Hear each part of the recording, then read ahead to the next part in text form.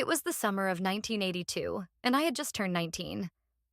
Fresh out of my parents' house, I was filled with that heady mix of youthful independence and the sheer terror of adulthood. I had found a quaint, one-bedroom duplex on the outskirts of town, tucked away behind a line of oaks and maples that rustled in the wind. It wasn't fancy by any means. Peeling paint, a creaky floorboard in the kitchen, and a draft that slipped through the window panes. But it was mine. It represented a kind of freedom I had never experienced before, and despite its imperfections, I was proud of it. The other half of the duplex was a two-bedroom unit, occupied by none other than the landlord's daughter, a woman in her mid-20s named Cheryl. Cheryl was aloof, the type who never smiled when you waved and only acknowledged you when absolutely necessary. She had a habit of leaving her cigarette butts all over the shared front porch, and I once caught her peering out her blinds at me when I walked past her windows. She never invited conversation, and I never pushed. The main house, an aging but grand white colonial, sat further back on the property, separated by a long dirt driveway that split midway, one direction leading to my little haven and the other continuing to her grand estate. It was owned by Mrs. Waller, an elderly widow with a sharp tongue and an even sharper gaze. I quickly learned that Mrs. Waller had her own way of doing things. Rent was due on the 10th of each month, but I had always paid it on the first Wednesday, just to be safe. Utilities were a separate nightmare. She controlled them all and charged me mid-month based on some mysterious calculations of her own. I never argued. It was a small town, and good rentals weren't easy to find. And despite her odd ways, Mrs. Waller had always been civil with me. Until she wasn't. One early autumn morning, I made my usual trek up the winding dirt driveway, my rent check in hand. It was the 6th, a bit earlier than usual, but I figured she wouldn't mind. I knocked. No answer. I knocked again, listening for any movement inside the house. Nothing. That was odd. Mrs. Waller was always home. She was the type who sat on her porch with a cup of coffee, watching the world through narrowed eyes, ensuring every leaf fell where it should. I tried again later in the afternoon. Still nothing. By the next day, I started to get an uneasy feeling. Was she avoiding me? It was unlike her to miss a chance to collect her money. That night, I scribbled out a note, slipped the check into an envelope, and left it in her door slot. I even double-checked that it wouldn't blow away. The following afternoon, I came home from work, exhausted and ready to collapse onto my lumpy couch. But something was off. A crisp white paper was tacked to my door. I ripped it off and read the words that made my stomach twist.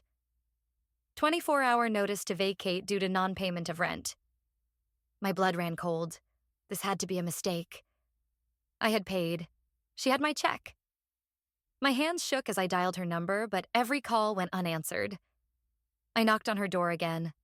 Silence. I even tried asking Cheryl what was going on, but she merely shrugged, her lips curling into something that wasn't quite a smile.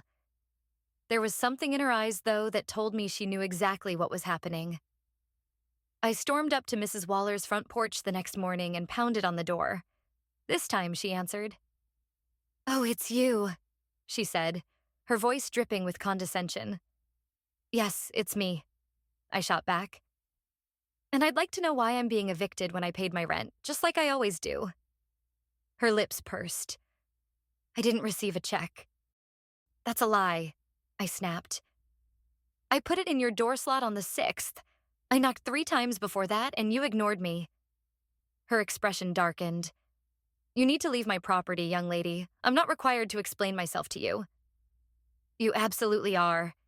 You can't just throw me out on a whim." "Watch me," she said coldly before slamming the door in my face. That was the moment I knew she was doing this on purpose. The next morning, just as I was about to leave for work, the heater sputtered and died. The lights flickered and then went out. I tried the stove. Nothing. That was when I noticed the outside temperature. 34 degrees, and it had just started to snow. Panic clawed at my chest. No electricity. No heat. In the middle of an unexpected cold snap. This was no coincidence. Mrs. Waller had done this on purpose. My fingers ached from the chill as I wrapped myself in every blanket I could find. trying to stay warm through the night. Furious and shaking from more than just the cold, I drove straight to the local legal aid office, a tiny hole-in-the-wall space run by an overworked but fiercely passionate attorney named Mr. Goldstein. He listened patiently as I poured out the whole story, his expression growing darker with every word. "She shut off your heat?" he repeated, his voice deadly calm. I nodded. "And my electricity." He let out a slow breath, then picked up the phone. "Let's see what she has to say about this." I sat in silence as he dialed. The moment she answered, her voice exploded through the receiver so loudly that even I could hear it.